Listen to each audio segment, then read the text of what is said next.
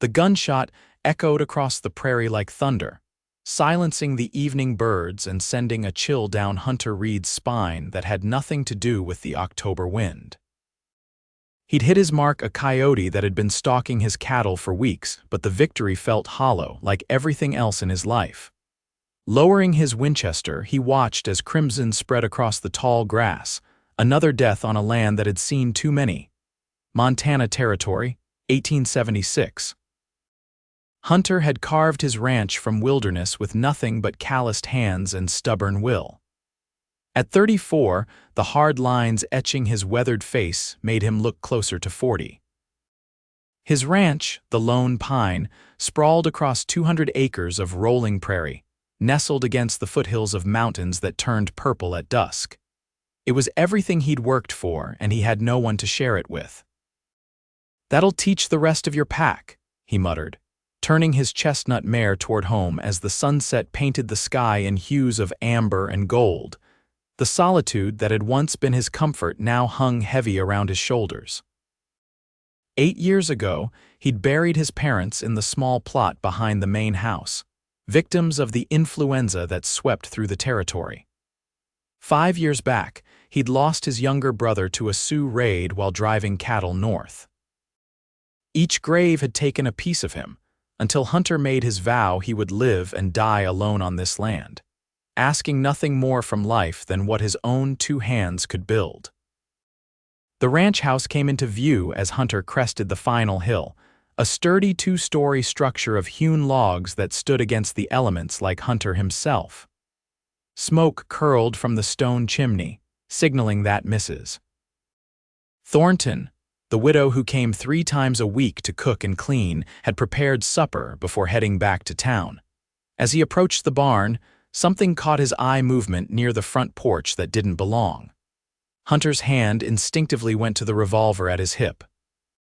In these parts, unexpected visitors rarely brought good news. He dismounted silently, tethering his mare to a post far enough from the house to approach unseen. Drawing his Colt, he advanced slowly, keeping to the shadows as the day's last light faded. That's when he heard a sound so foreign to his land that it stopped him in his tracks. A baby's cry. Hunter lowered his gun slightly, confusion replacing caution. His eyes adjusted to the dimming light, focusing on a hunched figure sitting on his porch steps, cradling something small in arms that seemed too tired to hold much longer. "Who's there?" he called out, keeping his distance. The figure startled, rising quickly. "Please," a woman's voice hoarse with exhaustion responded, "I don't mean any trouble." Hunter approached cautiously, gun still ready. As he drew nearer, the woman's features became clear, a face streaked with dust and tears, auburn hair escaping from a once neat bun, and eyes that held equal parts fear and determination. In her arms, wrapped in a threadbare blanket, was a baby no more than a few months old, fussing weakly. "My name is Rachel," she said, lifting her chin despite her obvious fatigue. "Rachel Morgan. My wagon broke an axle about 2 miles back. I've been walking since midday." She glanced down at the infant. "Emma needs shelter for the night. I can pay." Hunter holstered his gun, looking past her into the gathering darkness. "You're alone?" "Yes." A simple word, heavy with unspoken stories. "Where you headed?" "Helena. My cousin's there." She swayed slightly, and Hunter noticed how she steadied herself against the porch railing. "Please, just for tonight, we'll be gone by morning." The baby's cries grew louder, more insistent. Hunter's jaw tightened. He'd made his vow, no attachments, no complications. Just him and this land until they put him in it. But he wasn't a monster. "Come in," he said gruffly, moving past her to open the door. "There's food." The relief on her face made him look away. Inside, the warmth of the fireplace and smell of stew filled the modest but tidy main room. Hunter gestured to the table. "Sit. Eat." Rachel hesitated, then sank gratefully into a chair, adjusting the baby in her arms. "Thank you, Mr. Reed. Hunter Reed." He moved to the stove, spooning stew into a bowl. "How old's the child?" 4 months next week.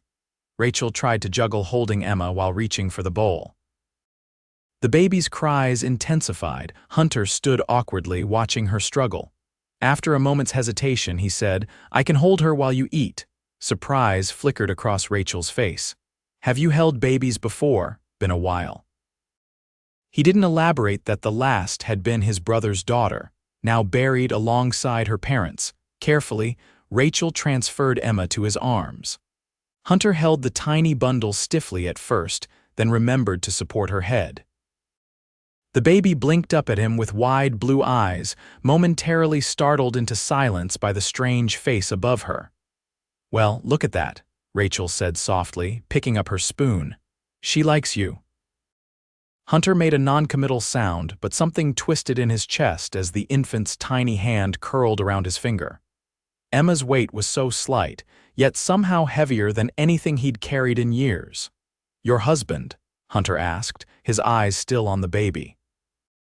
Rachel's spoon paused halfway to her mouth. "Died at Beecher's Island. 8th Cavalry," Hunter nodded. "The battle with the Cheyenne had been brutal. Many good men lost. I'm sorry." "Thank you." She ate another spoonful before continuing. "We were in Kansas. After James died, there wasn't much left for us there. My cousin Martha wrote that Helena is growing fast, said she could help me find work sewing or teaching."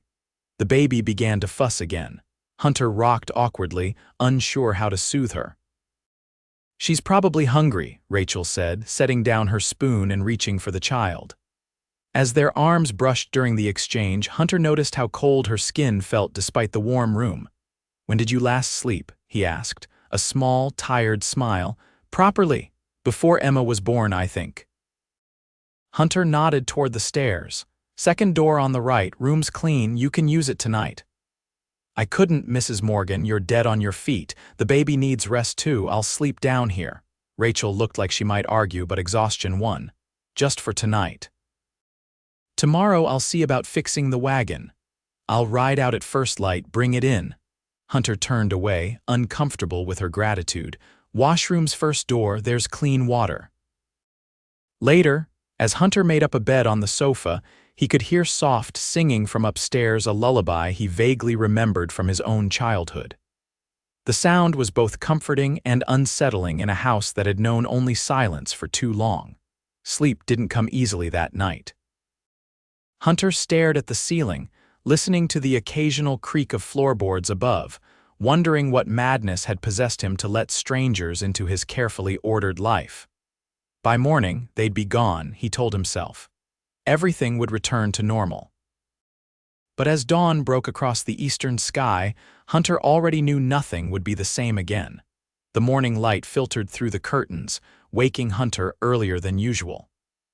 For a disoriented moment, he couldn't place why he was on the sofa rather than in his bed. Then he remembered the woman and her baby, his unexpected guests. He rose quietly, pulled on his boots, and moved to the kitchen to start coffee. The house was silent, they must still be sleeping. Good.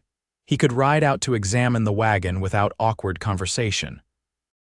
As the coffee brewed, Hunter prepared a quick breakfast, not his usual hardtack and jerky, but eggs and bacon left by Mrs. Thornton.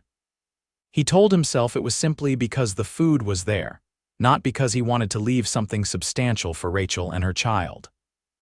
He was halfway through his meal when a soft creak on the stairs announced Rachel's presence. She appeared in the doorway, Emma cradled against her shoulder, looking somewhat restored after a night's rest. "Good morning, Mr. Reed," she said hesitantly. Hunter nodded, gesturing to the stove. "Coffee's hot, food's there. Thank you." She moved to the stove, managing to serve herself one-handed with practiced ease. "I hope Emma didn't disturb your sleep." "Heard nothing." He finished his coffee. "I'll head out now, check on your wagon." Rachel sat across from him, settling Emma in her lap. "I appreciate that. I don't have much money, but I can pay you for your trouble. Keep your money."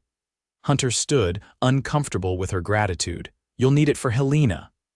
Outside, the morning air carried the crisp promise of autumn. Hunter saddled his mare and rode out in the direction Rachel had indicated. 2 miles east, he found the wagon a modest covered affair that had indeed broken an axle when the wheel struck a deep rut. The contents appeared undisturbed, Either Rachel had brought everything valuable with her, or no one had happened upon the abandoned wagon yet. Hunter examined the damage with a practiced eye. The axle was broken clean. It would need replacing, not just repair. He had lumber that would serve, but the work would take a day, maybe two. When he returned to the ranch, he found Rachel on the porch, rocking Emma in a gentle rhythm. The baby was contentedly sleeping, tiny fist curled against her cheek. "How bad is it?" Rachel asked, her voice low to avoid waking Emma. "Axle's broken. Need to make a new one." Hunter dismounted, leading his horse toward the barn. "Take me a day or two." Rachel's face fell. "Oh, I don't want to impose. It's not an imposition." Hunter surprised himself with the quickness of his response. "I've got the tools. The lumber. Makes no sense for you to pay someone in town." "I can work," she offered. "To pay for your kindness, I'm a good cook and I can mend clothes." Hunter shrugged. "Do what you want." He disappeared into the barn, uncomfortable with the gratitude in her eyes. Throughout the day, Hunter worked on the wagon axle, cutting and shaping wood with practiced hands. From the barn, he could see Rachel moving around the house, hanging laundry, tending to Emma. Once he caught himself pausing in his work, watching as she lifted the baby high, making her giggle. The sound carried across the yard, foreign and somehow brightening. By evening, Rachel had prepared a supper that put Mrs. Thornton's usual fare to shame: roast chicken with vegetables from Hunter's modest garden, and fresh bread that filled the house with a homey aroma he hadn't experienced since his mother's time. "This is good," Hunter said after his first bite, the understatement evident even to his own ears. Rachel smiled, the first genuine smile he'd seen from her. "It's the least I could do. Your hospitality has been a blessing." They ate in comfortable silence for a while, the only sounds Emma's occasional coos from her makeshift bed, a drawer padded with blankets that Rachel had placed near the table. "May I ask how long you've been out here alone?" Rachel finally asked. Hunter considered deflecting the question but found himself answering. "Built this place 12 years ago, been just me for the last 5. That's a long time to be on your own. Prefer it that way." The words came automatically, his standard response when the rare visitor commented on his solitude. Rachel glanced toward Emma, then back at Hunter. "Everyone needs somebody sometimes, Mr. Reed." "Hunter," he corrected, then immediately wondered why it mattered what she called him. "Hunter," she repeated softly. "Well, Hunter, I want to thank you again for helping us. There aren't many who would take in strangers these days." "Don't thank me yet. Wagon's not fixed." The next morning brought rain, a steady, soaking downpour that put a halt to Hunter's work on the axle. He stood at the barn entrance, watching water stream from the eaves, calculating the delay this would cause. "Looks like you're stuck with us another day," Rachel said, appearing beside him with Emma bundled against the chill. "I'm sorry." Hunter shrugged. "Can't control the weather." "No," she agreed, "though sometimes I wish we could." She bounced Emma gently as the baby fussed. "She gets restless when we can't go outside." Hunter glanced at the child, then back at the rain. "Got some mending to do in the house, might be warmer there." They spent the day in unexpected domesticity. Rachel sewed torn shirts and patched trousers with neat, even stitches while Hunter repaired a broken chair and oiled his tools. Emma lay on a blanket between them, alternating between sleep and alert observation of the strange man who occasionally met her gaze with solemn curiosity. "She's trying to figure you out," Rachel commented, noticing the exchange. "Wondering if you're friend or foe." Hunter grunted. "Not much to figure." "I wouldn't say that." Rachel set down her sewing. "You've given shelter to strangers, fixed our wagon, shared your food. There's plenty to admire there." Uncomfortable with her assessment, Hunter changed the subject. "How'd you meet your husband?" A soft smile touched Rachel's lips. "James was stationed near my hometown in Missouri. There was a dance. He stepped on my toes 3 times before the song ended." She laughed quietly at the memory. "He was a good man, would have been a wonderful father." "I'm sure he would have been," Hunter said, the words feeling inadequate. "What about you?" Rachel asked. "Was there ever someone special?" Hunter's hands stilled on the leather he was working. Once, long time ago. What happened? She married someone else. Someone with better prospects than a stubborn man determined to tame wild country. He shrugged. She was right to choose him. Is that why you're alone? Because of her? Hunter considered the question. No, just learned that depending on others leads to disappointment. Rachel was quiet for a long moment. That's a hard way to live, Hunter. It's simpler. Simpler isn't always better. She picked up Emma, who had begun to fuss. The hardest things in life are often the most worthwhile. That evening, as they sat before the fire after supper, Hunter found himself watching Rachel as she rocked Emma to sleep. There was a quiet strength in her movements, a resilience that spoke of someone who had faced hardship but refused to be broken by it. "Why Helena?" he asked suddenly. Rachel looked up, surprised by the question. "It's where my cousin is, and it's growing. There are opportunities there." "What kind of opportunities?" "I'm hoping to open a small seamstress shop, maybe teach on the side." She stroked Emma's hair. "Something to build a future on." Hunter nodded, his eyes returning to the fire. "Good plan." "What about you?" she asked. "What's your plan?" "Don't have one beyond keeping this place running. Maybe expand the herd next year." All alone, the question hung in the air, carrying more weight than its simple words suggested. "Like I said, I prefer it that way." But even to his own ears, the words sounded hollow. The rain continued through the night and into the next day, trapping them indoors once more. Hunter found himself increasingly comfortable with Rachel's presence, even looking forward to their conversations. She had a sharp mind and a quiet humor that drew him out of his customary silence. By the third day, the rain finally stopped. The morning sun emerged, turning puddles into gleaming mirrors across the yard. Hunter resumed work on the wagon axle, aware that with each strike of his tools, he was hastening Rachel and Emma's departure. Rachel brought him lunch at midday, Emma sleeping against her shoulder. "Mrs. Thornton stopped by," she mentioned. "Seemed quite surprised to find me here." Hunter could imagine the widow's reaction. Mrs. Thornton had been trying to interest him in various eligible women from town for years. "Hope she wasn't rude." "Not at all, though she did give me a rather thorough inspection." Rachel smiled wryly. "I believe she was determining if I was a suitable candidate for something." Hunter felt heat rise to his face. "Mrs. Thornton has notions." "I gathered that." Rachel's smile turned teasing. "She mentioned you've turned down every dinner invitation she's extended on behalf of the townswomen." "Told you, prefer being alone." "So you keep saying." Rachel shifted Emma to her other shoulder. "Yet you've been remarkably tolerant of our invasion." Hunter drove another nail into the axle, avoiding her gaze. "It's temporary." "Yes," she said, her voice softening. "It is." By evening, the new axle was complete. Hunter installed it as the sun dipped low, Rachel watching from nearby, her expression unreadable. Emma babbled in her arms, reaching toward Hunter whenever he glanced their way. "Should hold fine," he said, straightening up.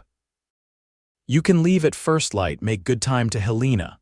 Rachel nodded, her smile not quite reaching her eyes. "Thank you for everything."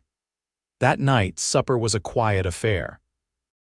The impending departure hung over them like a cloud, giving a bittersweet quality to what would be their last meal together. Hunter found himself searching for words to prolong their conversation, unwilling to retreat into the silence that had been his constant companion before their arrival. After Rachel took Emma upstairs, Hunter sat alone by the fire, a familiar solitude that suddenly felt emptier than before. He told himself it was for the best. They would leave, his life would return to normal, and the strange ache in his chest would fade with time. Morning came too quickly. Hunter rose before dawn, preparing coffee and a simple breakfast while Rachel packed her few belongings. When she came downstairs with Emma, her face was composed, but her eyes carried a sadness that mirrored the hollow feeling in Hunter's gut. "I've packed some food for your journey," he said, nodding toward a bundle on the table. "Should last a few days." "You've done too much already," Rachel protested softly. "It's nothing." Hunter moved to the fireplace, taking down a small leather pouch from the mantel. "Here for emergencies." Rachel looked inside, her eyes widening at the gold coins. "Hunter, I can't take it," he said firmly. "Helena's expensive. You'll need a stake until you get established." She closed the pouch, conflict evident on her face. "I'll pay you back once the shop is running." Hunter nodded, knowing he'd likely never see the money again. Nor did he care to. They loaded the wagon in silence. Hunter secured the last of Rachel's possessions, then stood awkwardly beside the wagon seat, suddenly reluctant to help her up to complete this final act that would send her away. "Well," Rachel said, holding Emma close, "I suppose this is goodbye." Hunter nodded, his throat tight. "Safe journey." She looked at him for a long moment, something unspoken in her eyes. Then, with a small sigh, she stepped forward and kissed his cheek. "Thank you for being our guardian angel, Hunter Reed." Before he could respond, she was climbing into the wagon seat. Hunter handed Emma up to her, his fingers lingering a moment longer than necessary on the baby's small hand. "Goodbye, Emma," he said softly. The baby cooed in response, reaching for him with tiny grasping fingers. Hunter stepped back as Rachel took up the reins. The wagon lurched forward, wheels crunching on the gravel drive. He stood watching until they reached the main road, Rachel turning once to wave before the wagon disappeared over the rise. The silence that descended felt absolute. Hunter returned to the house, now achingly empty despite being exactly as it had been before their arrival. He moved through the rooms, pausing at each place that held a memory of Rachel and Emma: the kitchen where she had cooked, the chair where she had sewed, the spot by the fire where she had rocked Emma to sleep. 3 days, he thought. 3 days, and they had somehow carved a space in his life that he hadn't known was empty. With deliberate movements, Hunter gathered his tools and headed to the north pasture where fence posts needed mending. Work would drive away these foolish thoughts. Time would restore the peace he had known before they came. But as he rode out, Hunter couldn't shake the feeling that something fundamental had changed, that the solitude he had once embraced now felt less like freedom and more like a prison of his own making. Days passed with excruciating slowness. Hunter threw himself into ranch work, exhausting his body in hopes of quieting his mind.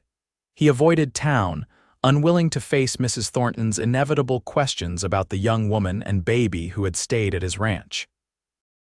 A week after Rachel's departure, a letter arrived delivered by a passing cattle driver heading east. Hunter recognized Rachel's neat handwriting with a jolt that was equal parts surprise and something warmer. He waited until evening to open it, sitting by the fire with a glass of whiskey for courage. "Dear Hunter," it began, "Emma and I have arrived safely in Helena.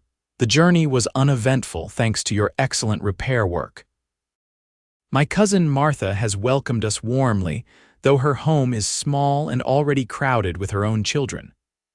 I've found work at a dressmaker's shop while I look for a place to establish my own business. Your generosity has made this possible, and I remain determined to repay you when circumstances allow. Emma misses your deep voice. She looks at every tall, broad-shouldered man we pass as if expecting to see you. I find myself doing the same. I hope this letter finds you well. If you should ever pass through Helena, our door will always be open to you. With deepest gratitude, Rachel Morgan." Hunter read the letter 3 times before carefully folding it and placing it in his shirt pocket. The words stirred emotions he had long suppressed: longing, hope, and a fear that cut deeper than he cared to admit. 2 more weeks passed. The letter remained in Hunter's pocket, transferred from shirt to shirt as if it were a talisman.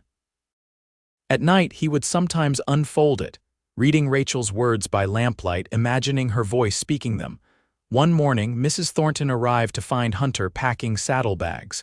"Going somewhere, Mr. Reed?" she asked, eyebrows raised in surprise. "Helena," he replied shortly. "Business." "Business?" she repeated, a knowing smile playing at her lips. Would this business have anything to do with that pretty young widow and her baby? Hunter gave her a look that would have silenced most people. Mrs. Thornton merely chuckled. "About time," she said, turning toward the kitchen. "I'll watch the place while you're gone. Don't rush back on my account." The journey to Helena took 4 days of hard riding. Hunter pushed himself and his horse, driven by an urgency he couldn't name. What would he say when he saw Rachel? What did he expect to happen? He had no answers, only the certainty that he needed to see her again. Helena had grown since Hunter's last visit years ago. The gold rush had transformed it from a mining camp to a proper city, with brick buildings rising alongside wooden structures that still carried the frontier's rougher edge. Hunter stabled his horse at a livery and asked directions to the dressmaker's shop mentioned in Rachel's letter. He found it on a side street off the main thoroughfare, a narrow storefront with dresses displayed in the window. Taking a deep breath, Hunter removed his hat and stepped inside, the small bell above the door announcing his arrival. A middle-aged woman looked up from her counter. "Can I help you, sir?" "Looking for Rachel Morgan," Hunter said, suddenly aware of his trail-worn appearance. "She works here." The woman's expression shifted slightly. "And you are," Hunter Reed, from Lone Pine Ranch. Recognition dawned in the woman's eyes. "Mr. Reed, Rachel has spoken of you." She gestured to a curtained doorway. "She's in the back room, go on through." Hunter nodded his thanks and moved toward the curtain, heart hammering in his chest. He paused before pushing it aside, suddenly uncertain. Then he heard Emma's unmistakable giggle, followed by Rachel's soft voice singing a lullaby. The sound drew him forward like a beacon. Rachel sat at a work table, Emma in a basket beside her, tiny feet kicking at the air as her mother worked on a dress. Neither noticed him at first, giving Hunter a moment to simply take in the sight of them. Rachel's auburn hair pinned up, escaping tendrils curling around her face as she bent over her stitching. Emma bigger already, her cheeks fuller, eyes bright with infant curiosity. It was Emma who saw him first. Her delighted squeal made Rachel look up, her needle freezing mid-stitch. "Hunter," she whispered, as if afraid speaking too loudly might make him disappear. "Rachel." Her name fell from his lips like a prayer. She rose slowly, setting aside her work. "What are you doing here?" "Got your letter." He took a step forward, then stopped, suddenly unsure of his welcome. "Thought I'd check on you, both of you." Rachel's face broke into a radiant smile that stole Hunter's breath. "You rode all the way to Helena to check on us?" Seemed important. He shifted uncomfortably, aware of how inadequate the explanation was. Emma was babbling excitedly now, tiny arms reaching toward him. Without thinking, Hunter moved to the basket and lifted her up. She immediately grabbed for his beard, a familiar gesture that made his throat tight with emotion. "She remembers you," Rachel said softly, watching them. "Seems so." Hunter gently disentangled Emma's fingers from his beard. "She's grown. Babies do that." Rachel stepped closer. "It's good to see you, Hunter." The simple words carried a warmth that enveloped him, easing the tension of the journey and the doubts that had plagued him. "Good to see you too." They stood in silence for a moment, the air between them charged with unspoken feelings. Finally, Rachel asked, "How long can you stay?" "Hadn't thought that far ahead," Hunter admitted. "Mrs. Thornton's watching the ranch, said not to rush back." Rachel's lips curved in a smile. "Did she now? Mrs. Thornton seems like a very perceptive woman." "She has her moments." "Well then," Rachel gathered her sewing. "My shift ends in an hour. Perhaps you join us for supper. Our accommodations are modest, but the company is excellent." Hunter found himself smiling a genuine smile that felt rusty from disuse. "I'd like that." Rachel's cousin Martha lived in a small house on the edge of town, crowded with her 4 children aged 6 to 16. The tiny room she had given Rachel barely fit a bed and cradle, but it was clean and warm. Martha welcomed Hunter with curious eyes but genuine hospitality, setting an extra place at the already crowded table. After supper, Rachel suggested a walk, bundling Emma against the evening chill. They strolled through Helena's quieter streets, their breath forming small clouds in the autumn air. "How's the dressmaking?" Hunter asked. "Mrs. Weston is teaching me the finer points of tailoring," Rachel replied. "She's even mentioned partnership possibilities if I continue to improve." She adjusted Emma's blanket. "It's not what I imagined, but it's a start." Your own shop still the plan? Eventually, finding a suitable location at a price I can afford has proven challenging. She glanced at him. Your loan has been our salvation, Hunter. I've set aside a portion of each week's wages toward repayment. Hunter shook his head. Told you it wasn't a loan. I can't accept such charity. It's not charity, he said firmly. It's... He trailed off, unsure how to explain what the money represented: his investment in her future, his desire to see her succeed, his need to be part of her life in some small way. Rachel stopped walking, turning to face him directly. Why did you really come to Helena, Hunter? The directness of her question caught him off guard. Hunter looked past her shoulder, gathering his thoughts. The ranch was too quiet, he finally said, after you left. You once told me you preferred the quiet. Thought I did. He met her eyes. Was wrong. Rachel's expression softened. 3 days with a fussy baby changed your mind about solitude? 3 days with you. The words slipped out before he could stop them. In the lamplight of the street, Hunter could see color rise to Rachel's cheeks.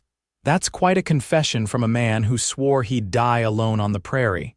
Never been good with words. Hunter took a deep breath. Better with actions. And what action did you have in mind coming all this way? Hunter hesitated, then reached out slowly, giving her time to step away if she wished. When she didn't move, he gently touched her cheek, his calloused fingers tracing the curve of her face. Wasn't sure, he admitted. Just knew I needed to see you again. Rachel leaned slightly into his touch, her eyes never leaving his. And now that you have, don't want to leave. The simple admission hung between them, laden with implications neither was ready to fully address. Emma chose that moment to fuss, breaking the tension with her insistent cries. She's getting cold, Rachel said, bouncing the baby gently. We should head back. Hunter nodded, reluctantly dropping his hand. As they walked back to Martha's house, he stayed close to Rachel's side, their shoulders occasionally brushing in a contact that sent warmth through him despite the chill air. At Martha's door, they paused again, both reluctant to end the evening. Where are you staying? Rachel asked. Found a room at the Miller Hotel. Will I see you tomorrow? Hunter nodded. If you'd like. I would. She adjusted Emma in her arms, very much. Before he could respond, Martha opened the door, her curious gaze moving between them. Everything all right out here? Fine, Martha, Rachel said, her eyes still on Hunter. Mr. Reed was just saying good night. Good night, Rachel, Hunter said softly. Emma. As he walked back to his hotel room, Hunter felt lighter than he had in years, as if a burden he hadn't recognized had been lifted from his shoulders. For the first time since arriving in Helena, he allowed himself to consider possibilities beyond a brief visit, possibilities that both terrified and exhilarated him. The next week passed in a blur of stolen moments. Hunter met Rachel after her shifts at the dressmaker's, sometimes taking her and Emma for supper at the hotel restaurant, other times simply walking the streets of Helena as they talked about everything and nothing. He learned about her childhood in Missouri, her dreams for Emma's future, her quiet determination to build a life for them both. In turn, he shared stories of the ranch, his parents, the brother he had lost, things he had spoken of to no one for years. One afternoon, as they sat on a bench in the small town square watching Emma nap in her carriage, Rachel broached the subject they had both been avoiding. You'll need to return to the ranch soon, she said, her voice carefully neutral. Hunter nodded. The inevitable parting had been lurking at the edges of his thoughts, growing more painful with each passing day. Cattle need tending. Yes, I suppose they do. Rachel smoothed her skirt. Hunter, I need to ask you something, and I'd appreciate your honesty. He turned to face her, apprehensive. All right. What do you want from this? She gestured between them. From us? Because I need to be practical. Emma and I are building a life here I can't afford, attachments that lead nowhere. The directness of her question demanded equal honesty. Hunter looked down at his hands, weathered and strong from years of ranch work. When you stayed at my ranch, something changed. Place felt like a home again, not just somewhere I existed. He met her eyes. Never thought I'd want that feeling back. Now I can't imagine losing it again. What are you saying? I'm saying I want you in my life, Rachel, you and Emma, properly. Properly, she repeated, a slight tremor in her voice. Are you proposing marriage, Hunter Reed, doing it poorly if you have to ask? He reached for her hand, enveloping it in his larger one. But yes. That's what I'm asking. Rachel's eyes widened. We've known each other barely a month. Known you long enough to know my life's better with you in it. Hunter's grip tightened slightly. Not asking for an answer now, just asking you to consider it. And where would we live? Here in Helena or at your ranch, wherever you want. Ranch is mine, but I could sell it. Buy something closer to town if that's what you need. Rachel stared at him, clearly stunned by the offer. You would leave your land, after everything you've built there.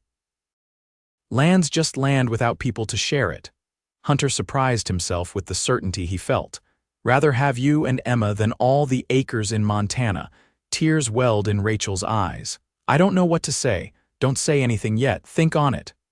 Hunter released her hand reluctantly. I'll head back to the ranch in 2 days. Need to check on things, make arrangements if. He left the sentence unfinished, unwilling to pressure her further. Rachel nodded, wiping at her eyes. 2 days. That night, Hunter paced his hotel room, alternating between certainty that he had done the right thing and terror that he had pushed too far, too fast. Rachel had lost her husband less than a year ago. She might not be ready for another marriage, regardless of her feelings for him. The next morning, he met Rachel for breakfast at a small cafe near the dressmaker's shop.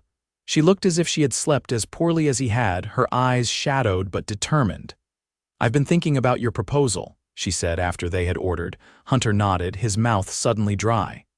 And I have conditions, not the response he had expected. What conditions? First, we would need to wait at least 6 months before marrying. I need time, Hunter, to be sure. Reasonable, he agreed, hope beginning to stir. What else? Second, I want to continue working, at least until Emma is older. I need something that's mine, something I've built. Hunter nodded again. Could open your shop on the ranch or in the nearest town, your choice. Rachel's expression softened slightly. You've thought about this. Not much else on my mind lately. Third, she continued, if we do this, if we become a family, it has to be real, Hunter. I won't accept less than your whole heart. Emma deserves a father who loves her completely, not a man who tolerates her for her mother's sake. That one's easy, Hunter said softly. Already love her, Rachel's breath caught. And me, Hunter reached across the table, taking her hand in both of his. Been alone so long, almost forgot what this feeling was, but I know it now. Love you, Rachel. Have since you first sat on my porch with Emma in your arms, too exhausted to take another step but too determined to give up.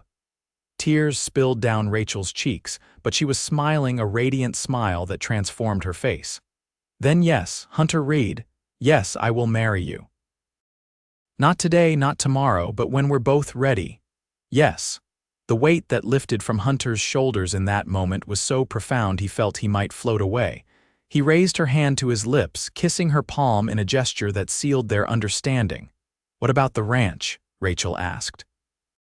I can't ask you to sell it. Don't have to sell it. Could expand the house, make room for your shop. Nearest towns growing could sell your dresses there. Rachel's eyes lit with possibility. A sewing room with proper light. I could make it work. We could make it work, Hunter corrected gently. Together. The day of Hunter's departure arrived too quickly. They had agreed he would return to the ranch, prepare the house for Rachel and Emma's arrival in 2 weeks' time. It wasn't the 6 months Rachel had stipulated for marriage, but it was a chance to see if they could build a life together on Hunter's land. At the stagecoach station, Hunter held Emma one last time, marveling at how natural it felt to have the small weight in his arms. You be good for your mama, he murmured, pressing a kiss to her downy head. I'll see you soon. Emma babbled in response, patting his beard with affectionate enthusiasm. Passing the baby back to Rachel, Hunter struggled to find words adequate for the moment. 2 weeks, he finally said. I'll have the place ready, Rachel nodded, her eyes bright with unshed tears. 2 weeks, it seems both too long and not long enough. I'll write, so will I. She stepped closer, balancing Emma on her hip. Hunter? Yes, I think I love you too." The words were soft, tentative, but sure. "I didn't want you to leave without knowing that." Hunter's heart swelled with a joy so intense it was almost painful. Mindless of the crowded station, he pulled Rachel and Emma into a gentle embrace, breathing in the scent of them, committing it to memory to sustain him during their separation. "I'll be waiting," he whispered against Rachel's hair. The journey back to the ranch seemed twice as long as the journey to Helena had been. Hunter's mind raced with plans for the house: a larger bedroom for Rachel and Emma, a sewing room with ample windows for natural light, a proper nursery as Emma grew. When he finally crested the hill overlooking Lone Pine Ranch, Hunter reined in his horse, taking in the familiar vista with new eyes. The house, the barn, the corral, the rolling pastures stretching toward distant mountains, all unchanged, yet all somehow different now. No longer just a place to exist, but a home to build a future in. Mrs. Thornton met him at the door, her eyes alight with curiosity. "Well, did you find her?" Hunter couldn't suppress his smile. "They're coming. 2 weeks." The older woman clasped her hands in delight. "Oh, thank the Lord. I've been praying for this day since I first laid eyes on you, Mr. Reed. A man wasn't meant to be alone, especially not one with a heart as good as yours." "Mrs. Thornton," Hunter said, unused to such effusive praise, "there's work to be done before they arrive. Need to prepare the house." "Say no more." She was already rolling up her sleeves. "We'll have this place shining like new silver. The young widow and her baby deserve no less."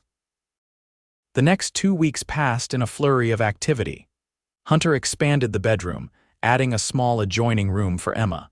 He cleared the small study his father had used, installing wide windows to create the sewing room Rachel had described. Mrs.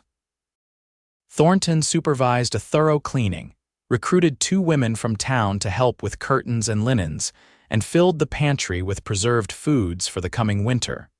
3 days before Rachel and Emma were due to arrive, a letter came. Hunter tore it open with impatient fingers, his heart racing as he read Rachel's neat script. "Dearest Hunter," it began.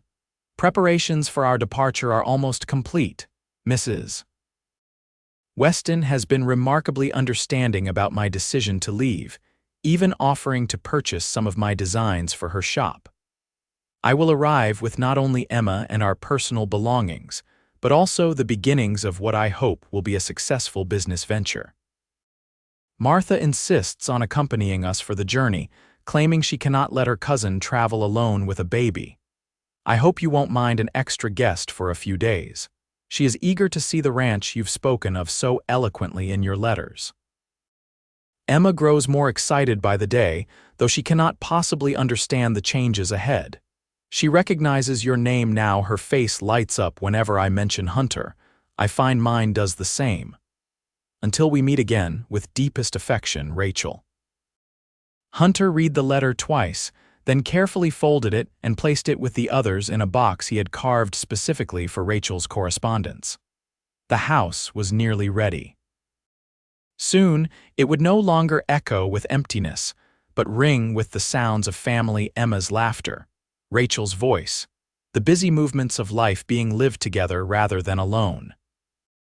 The day of their arrival dawned clear and crisp, the October air carrying the scent of pine and the promise of the coming winter.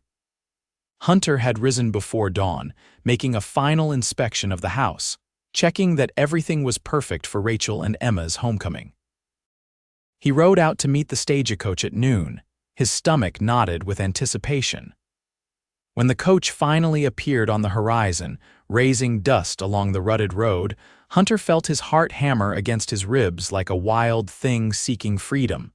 The coach rolled to a stop. The door opened, and there was Rachel, Emma in her arms, both of them looking travel-worn but radiantly happy at the sight of him. Behind them, a plump woman Hunter assumed was Martha peered out with curious eyes. "Hunter," Rachel called, her face breaking into a smile that stole his breath. He was off his horse in an instant, striding toward them. Emma squealed in delight, reaching for him with eager hands. Without hesitation, Hunter took the baby, lifting her high before settling her against his shoulder. His free arm went around Rachel, pulling her close in an embrace that felt like coming home. "Welcome to Lone Pine," he murmured against her hair. "It's beautiful," Rachel said, drawing back to look at the rolling landscape, even more so than I remembered. Martha descended from the coach with a satisfied expression. "So this is the famous Hunter Reed and his ranch. My cousin hasn't spoken of much else these past weeks." Hunter nodded respectfully to the older woman. "Madam, thank you for accompanying them." "Someone had to make sure your intentions were honorable," Martha replied with a twinkle in her eye. "Though I can see now my concerns were unfounded. You look at them like they hang the moon and stars." "Because they do," Hunter said simply. The ride to the ranch was filled with Emma's excited babbling and Rachel's exclamations as familiar landmarks came into view. When they crested the final hill and the house appeared below, Hunter felt a surge of pride mixed with nervous anticipation.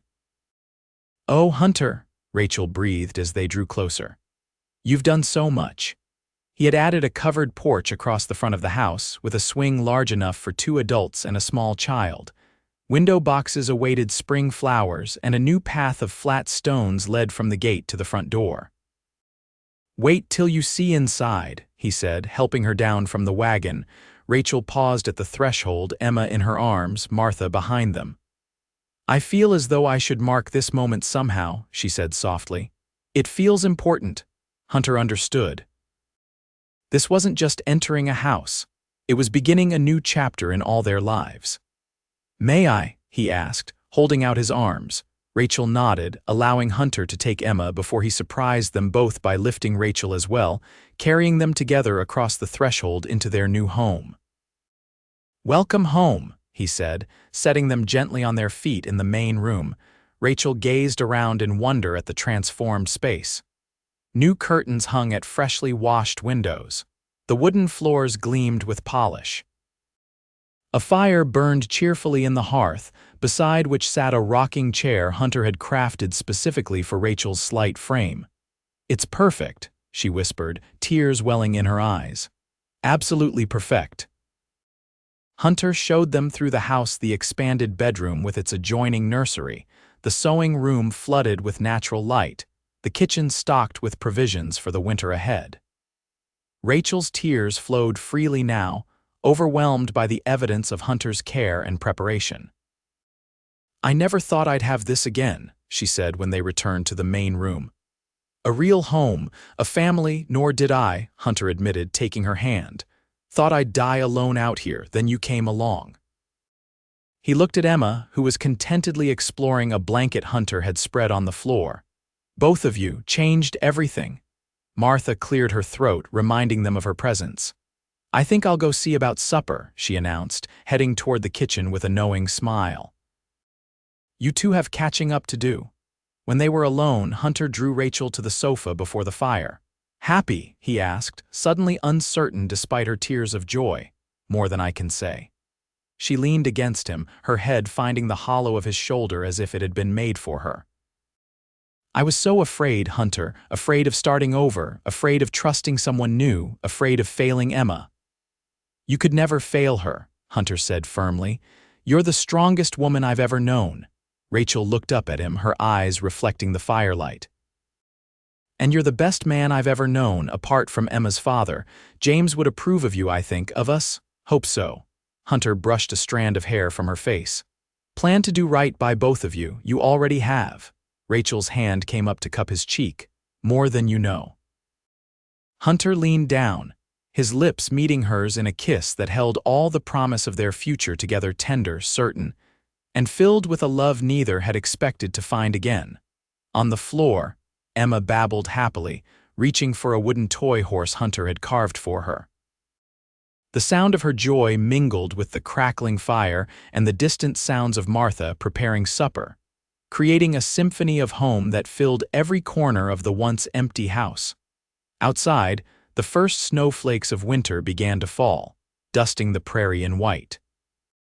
But inside Lone Pine Ranch, warmth and light pushed back the gathering darkness, as a family that fate had brought together against all odds celebrated their first night home. 6 months later, on a perfect spring day with wildflowers dotting the prairie, Hunter and Rachel were married beneath the lone pine tree that gave the ranch its name.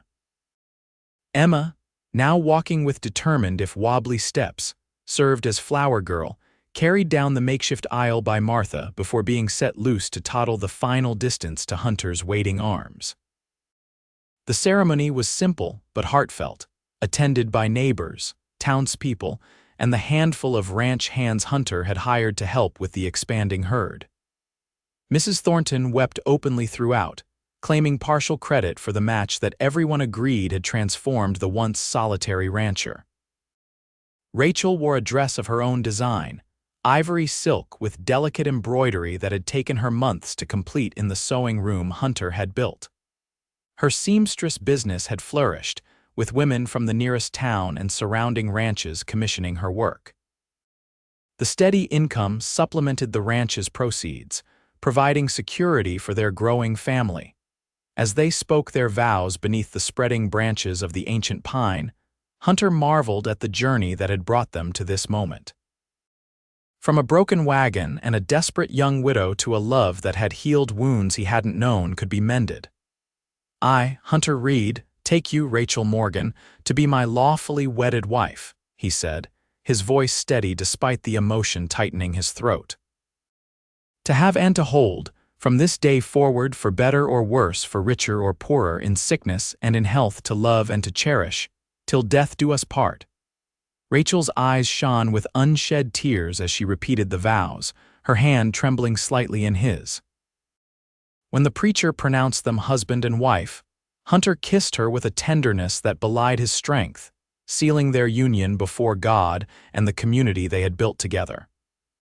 The celebration lasted well into the evening, with tables set up in the yard and lanterns glowing as darkness fell. Emma, exhausted from the excitement, slept in a makeshift cradle nearby, occasionally stirring to be soothed by one adoptive parent or the other before drifting back to sleep. As the last guests departed, Hunter and Rachel stood on the porch of their home, his arm around her waist, both watching the stars emerge in the vast Montana sky. "Happy, Mrs. Reed?" Hunter asked, still savoring the sound of her new name, completely. Rachel leaned into him, her head resting against his chest. "Though I keep thinking of that first night when Emma and I showed up on your doorstep. You looked so forbidding, I was certain you'd send us away." "Never stood a chance," Hunter admitted. "Moment I heard Emma cry, fate was sealed." Rachel laughed softly. "And to think you once swore you'd die alone on this prairie. Best broken promise I ever made." Hunter turned her to face him, his hands gentle on her shoulders. "Got something to tell you." "Oh," Rachel's eyebrows rose in curiosity. "Been thinking." "House is big but could be bigger." He glanced toward the cradle where Emma slept. "She might want a brother or sister someday." A slow smile spread across Rachel's face. "That's fortunate timing for such a thought." Hunter's heart skipped a beat. "Rachel." "Are you saying," she nodded, taking his hand and placing it over her still flat stomach. "Come winter, Emma will have a sibling. Dr. Martin confirmed it yesterday." Joy surged through Hunter, so powerful it nearly brought him to his knees. He gathered Rachel in his arms, lifting her in a circle before setting her carefully back on her feet, mindful of her condition. "A baby," he whispered, awe in his voice. "Our baby?